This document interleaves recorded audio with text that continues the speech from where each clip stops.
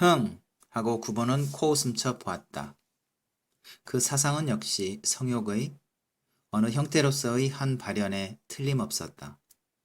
그러나 물론 이 결코 부자연하지 않은 생리적 현상을 무턱대고 업신여길 의사는 구보에게 없었다. 사실 서울에 있지 않은 모든 벗을 구보는 잊은 지 오래였고 또 그 벗들도 이미 오랫동안 소식을 전하여 오지 않았다. 그들은 모두 지금 무엇들을 하고 있을꼬. 한 해에 단 한 번 연하장을 보내줄 따름의 벗에까지 문득 구보는 그리움을 가지려 한다. 이제 수천 매의 엽서를 사서 그 다방 구석진 탁자 위에서 어느 틈엔가 구보는 가장 열정을 가져 벗들에게 편지를 쓰고 있는 제 자신을 보았다. 한 장, 또 한 장. 구보는 잿더리 위에 생담배가 타고 있는 것도 깨닫지 못하고 그가 기억하고 있는 온갖 벗의 이름과 또 주소를 엽서 위에 흘려 썼다. 구보는 거의 만족한 웃음조차 입가에 띄우며 이것은 한 개 단편소설의 결말로는 결코 비속하지 않다 생각하였다. 어떠한 단편소설의 물론 구보는 아직 그 내용을 생각하지 않았다. 그러나 그러한 것은 어떻든 벗들의 편지가 참말 보고 싶었다. 누가 내게 그 기쁨을 주지는 않는가. 문득 구보의 걸음이 느려지며 그동안 집에 편지가 와 있지는 않을까. 그리고 그것은 가장 뜻하지 않았던 옛 벗으로부터의 열정이 넘치는 글이나 아닐까 하고 제 맘대로 꾸며 생각하고 그리고 물론 그것이 얼마나 근거 없는 생각인 줄 알았어도 구보는 그 애달픈 기쁨을 그렇게 가혹하게 깨뜨려 버리려 하지 않았다. 그러나 그것은 벗에게서 온 편지가 아닐지도 모른다. 혹은 어느 신문사나 잡지사. 그러면 그 인쇄된 봉투에 어머니는 반드시 기대와 희망을 갖고 그것이 아들에게 무슨 크나큰 행운이나 약속하고 있는 거나 같이 몇 번씩 놓았다 들었다 또는 전등불에 비추어 보았다. 그리고 기다려도 안 들어오는 아들이 편지를 늦게 보아 그만 그 행운을 놓치고 말지나 않을까. 그러한 경우까지를 생각하고 어머니는 안타까워할 게다. 그러나 가엾은 어머니가 그렇게까지 감동을 가진 그 서신이 급기야 뜯어보면 신문 1회분의 혹은 잡지 한 페이지분의 잡문의 의뢰이기 쉽다. 구보는 쓰디쓰게 웃고 다방 안으로 들어선다. 사람은 그곳에 많았어도 벗은 있지 않았다. 그는 이제 이곳에서 벗을 기다려야 한다. 다방을 찾는 사람들은 어인 까닭인지 모두들 구석진 좌석을 좋아하였다. 구보는 하나 남아있는 가운데 탁자에가 앉은 수밖에 없었다. 그래도 그는 그곳에서 엘만의 발스 세티멘타를 가장 마음 고요히 들을 수 있었다. 그러나 그 선율이 채 끝나기 전에 방약 무인한 소리가 구포씨 아니요. 구보는 다방 안의 모든 사람들의 시선을 온몸에 느끼며 소리나는 쪽을 돌아보았다. 중학을 2, 3년 일찍 마친 사나이. 그는 생명보험회사의 외계원이라는 말을 들었다. 평소에 결코 왕래가 없으면서도 이제 이렇게 아는 체를 하려는 것은 오직 얼굴이 새빨개지도록 먹은 술 탓인지도 몰랐다. 구보는 무표정한 얼굴로 약간 끄덕하여 보이고 즉시 고개를 돌렸다. 그러나 그 사나이가 또 한 번 역시 큰 소리로 이리 좀 안 오시오 하고 말하였을 때 구보는 게으르게나마 자리에서 일어나 그의 탁자로 가는 수밖에 없었다. 이리 좀 앉으시오. 참 최근 인사하지. 소설가 구포씨. 이 사나이는 어인 까닭인지 구보를 반드시 구포라고 발음하였다. 그는 맥주병을 들어보고 아이 쪽을 향하여 더 가져오라고 소리치고 다시 구보를 보고 그래 요새도 많이 쓰시오. 무얼 별로 쓰는 거 없습니다.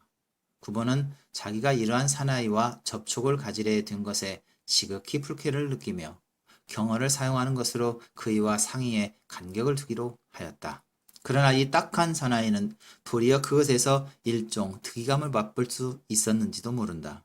그뿐 아니라 그는 한 잔 10전짜리 차들을 마시고 있는 사람들 틈에서 그렇게 몇 병씩 맥주를 먹을 수 있는 것에 우월감을 갖고 그리고 지금 행복이었을지도 모른다. 그는 구보에게 술을 따라 권하고 내 참 구포씨 작품을 애독하지. 그리고 그러한 말을 하였음에도 불구하고 구보가 아무런 감동도 갖지 않은 듯 싶은 것을 눈치채자 사실 내 또 만나는 사람마다 보고 구포씨를 선전하지요. 그러한 말을 하고는 혼자 허허 웃었다. 구보는 의미몽롱한 웃음을 웃으며 문득이 용감하고 또 무지한 사나이를 고급으로 채용하여 구보 독자권 유언을 시키면 자기도 응당 몇십 명의 독자를 획득할 수 있을지 모르겠다고 그런 난데없는 생각을 하여 보고 그리고 혼자 속으로 웃었다. 참 구포 선생 하고 최곤이라 불리는 사나이도 말참견을 하여 자기가 독견의 승방비곡과 윤백남의 대도전을 걸작이라고 여기고 있는 것에 구보의 동의를 구하였다. 그리고 이 어느 화재보험회사의 권유원인지도 알 수 없는 사나이는 가장 영리하게 물론 선생의 작품은 따로 치고 그러한 말을 덧붙였다. 구보가 간신히 그것들을 좋은 작품이라 말하였을 때 최고는 또 용기를 얻어 참 조선서 원고료는 얼마나 됩니까? 구보는 이 사나이가 원호료라 발음하지 않은 것에 경의를 표하였으나 물론 그는 이러한 종류의 사나이에게 조선 작가의 생활 정도를 알려주어야 할 아무런 의미도 갖지 않는다. 그래, 구보는 혹은 상대자가 모멸을 느낄지도 모를 것을 알면서도 불쑥 자기는 이제까지 고려라는 것을 받아본 일이 없어. 그러한 것은 조금도 모른다고 말하고 마침 문을 들어서는 벗을 보자 그만 실례합니다. 그리고 그들이 무어라 말할 수 있기 전에 제자리로 돌아와 노트와 단장을 집어들고 막 자리에 앉으려는 벗에게 나갑시다. 다른 데로 갑시다. 밖에 여름밤 가벼운 바람이 상쾌하다. 조선호텔 앞을 지나 밤늦은 거리를 두 사람은 말없이 걸었다. 대낮에도 이 거리는 행인이 많지 않다. 참 요사이 무슨 좋은 일 있소? 맞은편에 경성 우편국 3층 건물을 바라보며 구보는 생각난 듯 물었다. 좋은 일이라니? 돌아보는 벗의 눈에 피로가 있었다. 다시 걸어 황금정으로 향하며 이를테면 조그만 기쁨, 보잘것없는 기쁨, 그러한 것을 가졌소. 뜻하지 않은 벗에게서 뜻하지 않은 엽서라도 한 장 받았다는 종류의. 갖고 말고. 벗은 서슴지 않고 대답하였다. 노형 같은 변변치 못한 사람은 죽을 때까지 받아보지 못할 편지를. 그리고 벗은 허허 웃었다. 그러나 그것은 공허한 음향이었다. 내용 증명의 서류 우편. 이 시대에는 조그만 한 개의 다료를 경영하기도 수월치 않다. 석 달 밀린 집세. 총총하던 별이 자취를 감추고 하늘이 흐렸다. 벗은 갑자기 휘파람을 분다. 가난한 소설가와 가난한 시인과 어느 틈엔가 구보는 그렇게도 구차한 내 나라를 생각하고 마음이 어두웠다. 혹시 노영은 새로운 애인을 갖고 싶다 생각 안 써? 벗이 휘파람을 마치고 장난꾼같이 구보를 돌아보았다. 구보는 호젓하게 웃는다. 애인도 좋았다. 애인 아닌 여자도 좋았다. 구보가 지금 원함은 한 개의 계집에 지나지 않은지도 몰랐다. 또는 역시 어질고 총명한 아내라야 하였을지도 모른다. 그러다가 구보는 문득 아내도 계집도 말고 17, 8세의 소녀를 만약 그럴 수 있다면 딸로 삼고 싶다고 그러한 엄청난 생각을 하여 보았다. 그 소녀는 마땅히 아리따웠고 명랑하고 그리고 또 총명하여야 한다. 구보는 자애 깊은 아버지의 사랑을 가져 소녀를 데리고 여행할 수 있을 게다. 그래도 갑자기 구보는 실수하였다. 나는 이미 그토록 늙었나. 그래도 그 욕망은 쉽사리 버려지지 않았다. 구보는 벗에게 알리우고 싶은 것을 참고 혼자 마음속에 그 생각을 즐겼다. 세 가지의 욕망. 그 어느 한 개만으로도 구보는 이제 용히 행복될지 몰랐다. 혹은 세 개의 욕망의 그 셋이 모두 이루어지더라도 결코 구보는 마음의 안위를 이룰 수 없을지도 몰랐다. 역시 그것은 고독이 빚어내는 사상이었다. 나의 원하는 바를 원륜도 모르네. 문득 춘보의 일행시를 구보는 입 밖에 내어 외워본다. 하늘은 금방 빗방울이 떨어질 것 같이 어둡다. 원륜은커녕 혹은 구보 자신 알지 못하고 있을지도 모른다. 어느 틈엔가 종로에까지 다시 돌아와 구보는 갑자기 손에 든 단장과 대학노트의 무게를 느끼며 벗을 돌아보았다. 능히 오늘 밤 술을 사줄 수 있어. 벗은 생각하여 보는 일 없이 고개를 끄덕였다. 구보는 다시 다리의 기운을 얻어 종각 뒤 그들이 가끔 드나드는 술집을 찾았을 때, 그러나 그곳에는 늘 보던 여급이 없었다.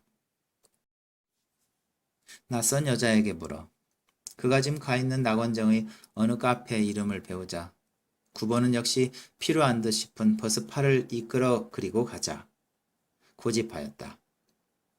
그 여급을 구보는 이름도 몰랐다. 이를테면 벗이 흥미를 가지고 있는 계집이었다. 마치 경박한 불량 소년과 같이 계집의 뒤를 쫓는 것에서 값없는 기쁨이나마 구보는 맛보려는 심사인지도 모른다. 처음에 벗은 그러나 구보의 말을 쫓지 않았다. 벗은 혹은 그 여급에게 흥미를 느끼지 않고 있었던 것인지도 모른다.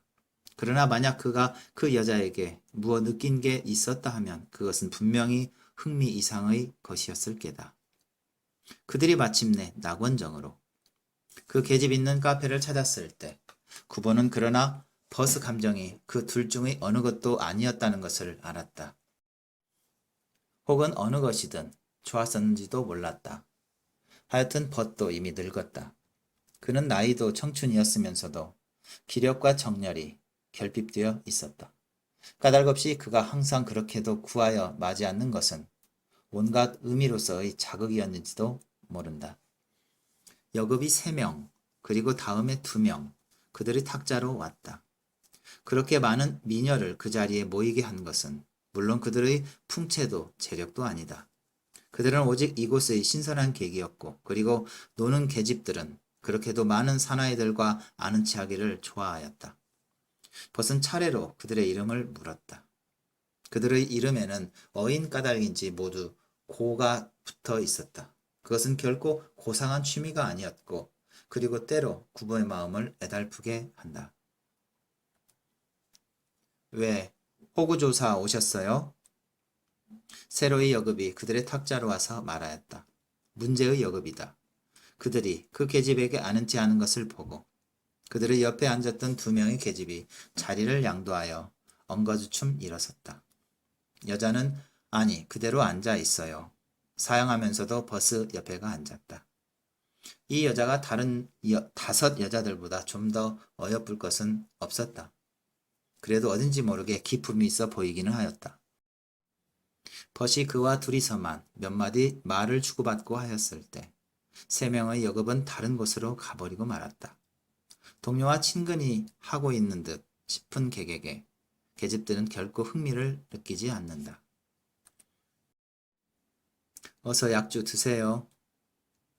이 탁자를 맡은 계집이 특히 벗에게 권하였다. 사실 맥주를 3병째 가져오도록 벗이 마신 술은 모두 한 고프나 그밖에 안 되었던 것임에 틀림없었다. 그러나 벗은 오직 그 고프를 들어보고 또 입에 대는 척하고 그리고 다시 탁자에 놓았다. 이 벗은 음주 불감증이 있었다. 그러나 물론 계집들은 그런 병명을 알지 못한다.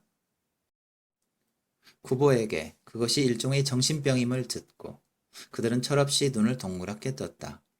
그리고 다음에 또 철없이 그들은 웃었다. 한 사나이가 있어 그는 평소에는 술을 즐기지 않으면서도 때때로 남주를 하여 언젠가는 일본주를 2대 이상이나 먹고 그리고 거의 혼도를 하였다고 한 계집은 이야기를 하고 그리고 그것도 역시 정신병 아니냐고 구보에게 물었다. 그것은 기주증, 갈주증 또는 황주증이었다. 얼마 전엔가 구보가 흥미를 가져 읽은 현대의학 대사전 제23권은 그렇게도 유익한 서적임에 틀림없었다.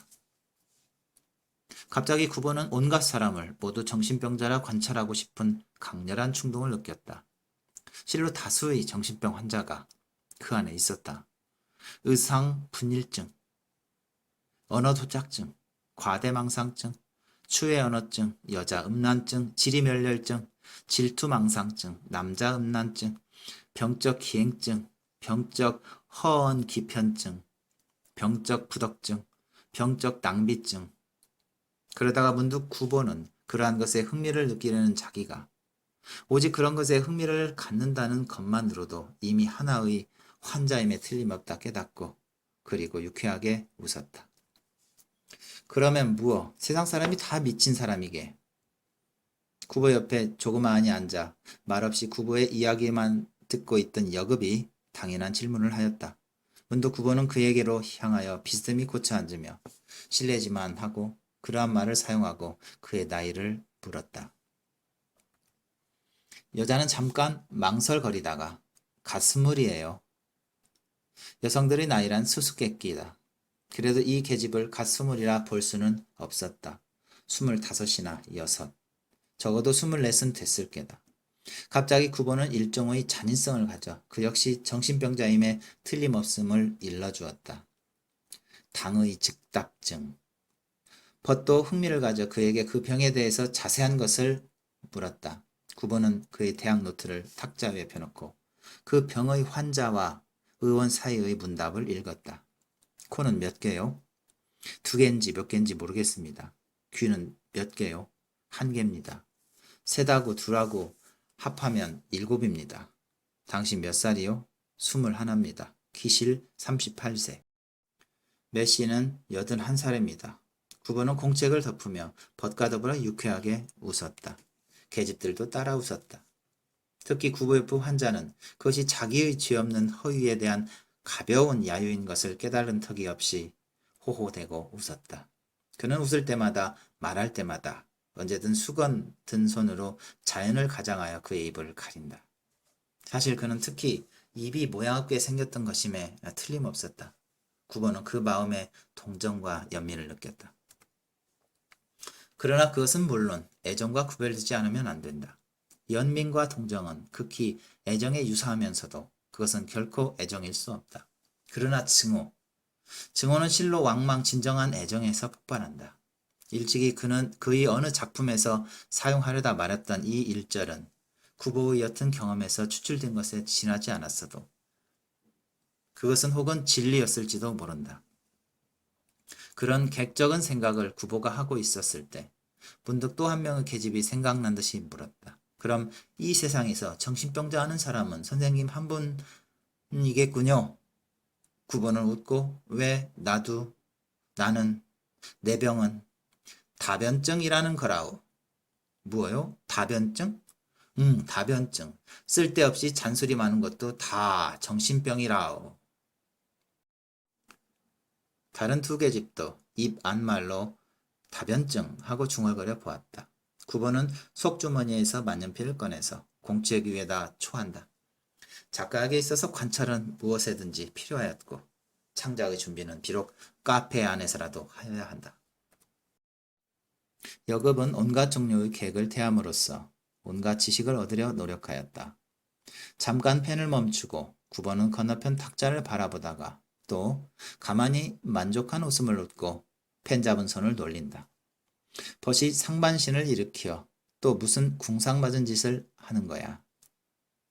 그리고 구보가 쓰는 대로 그것을 소리내어 읽었다.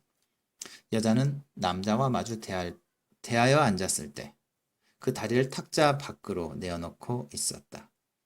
남자의 낡은 구두가 탁자 밑에서 그의 조그만 모양 있는 숙녀화를 밟을 것을 염려하여서가 아닐 게다. 그는 오늘 그가 그렇게도 사고 싶었던 살빛 나는 비단 양말을 신을 수 있었다. 그리고 그것이 그렇게도 자랑스러웠던 것임에 틀림없었다. 하고 벗은 코로 웃고 그리고 소설가와 벗할 것이 아님을 깨달았노라 말하고 그러나 부대 별의별 것을 다 쓰더라도 나의 음주 불감증은 얘기 마루. 그리고 그들은 유쾌하게 웃었다. 구보와 벗과 그들의 대화의 대부분을 물론 계집들은 알아듣지 못했다. 그러면서도 그들은 능히 모든 것을 이해할 수 있었던 듯이 가장하였다. 그러나 그것은 결코 죄가 아니었고 또 사람은 그들의 무지를 비웃어서는 안 된다. 구보는 펜을 잡았다. 무지는 노는 게 계집들에게 있어서 혹은 없어서는 안 될 물건이나 아닐까. 그들이 총명할 때 그들에게는 괴로움과 아픔과 쓰라림과 그 온갖 것이 더하고 불행은 갑자기 나타나 그들의 마음을 사로잡고 말 게다.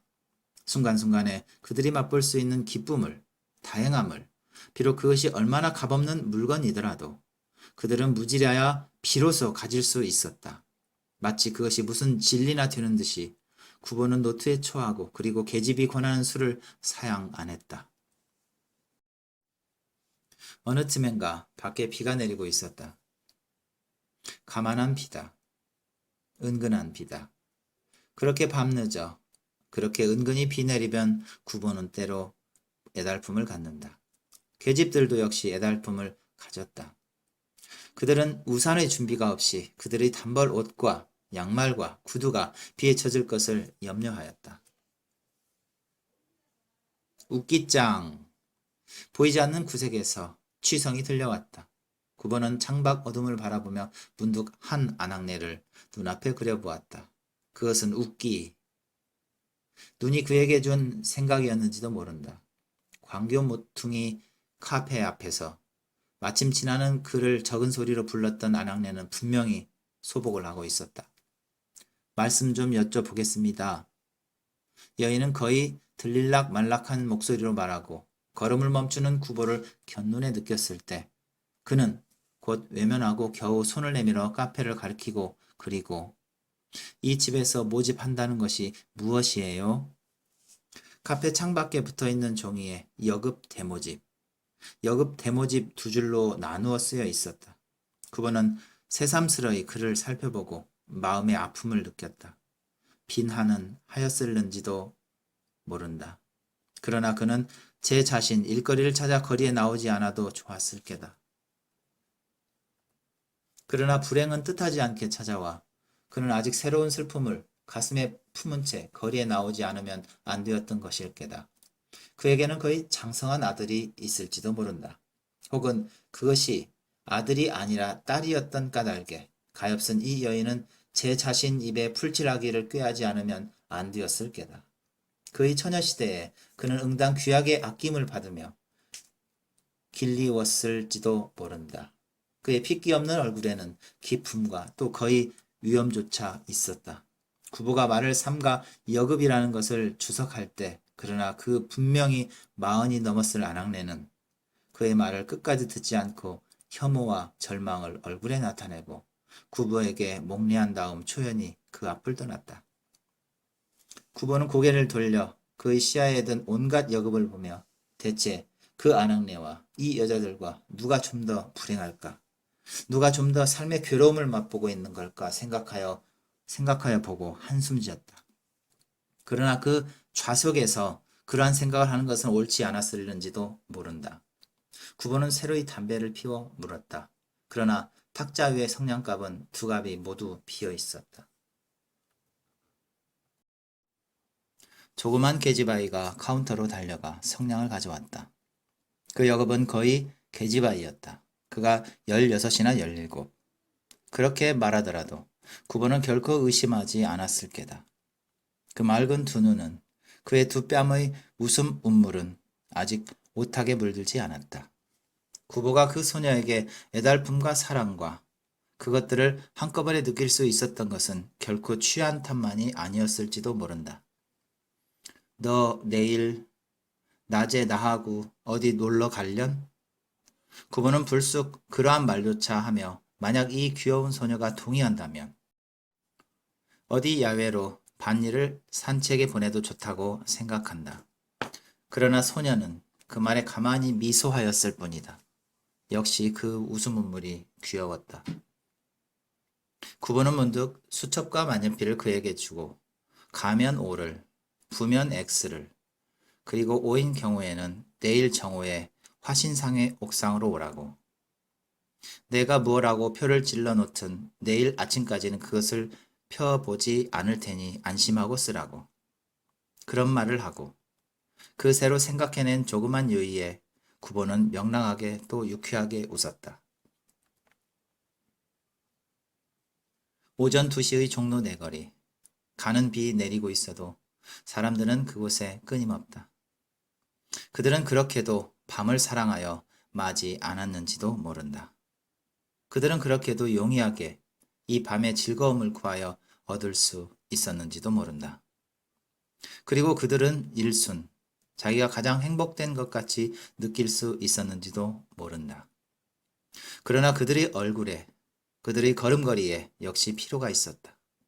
그들은 결코 위안받지 못한 슬픔을, 고달픔을 그대로 지닌 채, 그들이 잠시 잊었던 혹은 잊으려 노력하였던 그들의 집으로, 그들의 방으로 돌아가지 않으면 안 된다.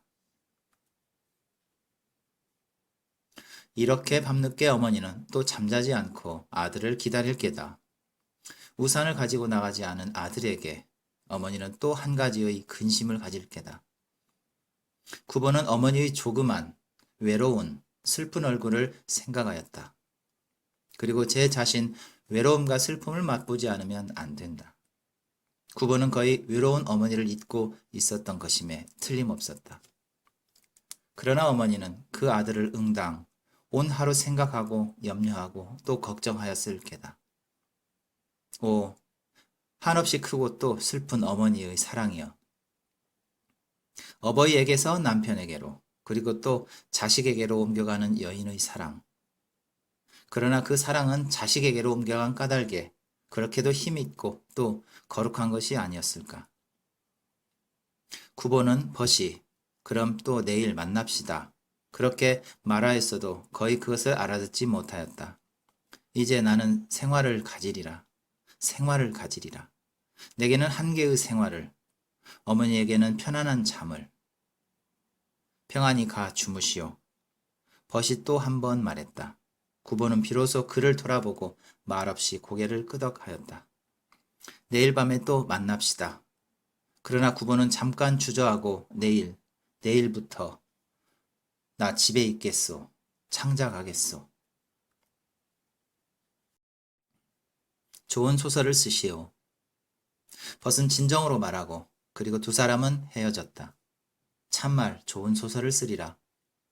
번드는 순사가 모멸을 가져 그를 훑어보았어도 그는 거의 그것에서 불쾌를 느끼는 일도 없이 오직 그 생각에 조그만 한계의 행복을 갖는다. 구보, 문득 벗이 다시 그를 찾았다. 참, 그 수첩에다 무슨 표를 질렀나 좀 보우. 구보는 안주머니에서 꺼낸 수첩 속에서 크고 또 정확한 X표를 찾아내었다. 쓰디쓰게 웃고 벗에게 향하여 아마 내일 정오에 화신상화 옥상으로 갈 필요는 없을까 보오.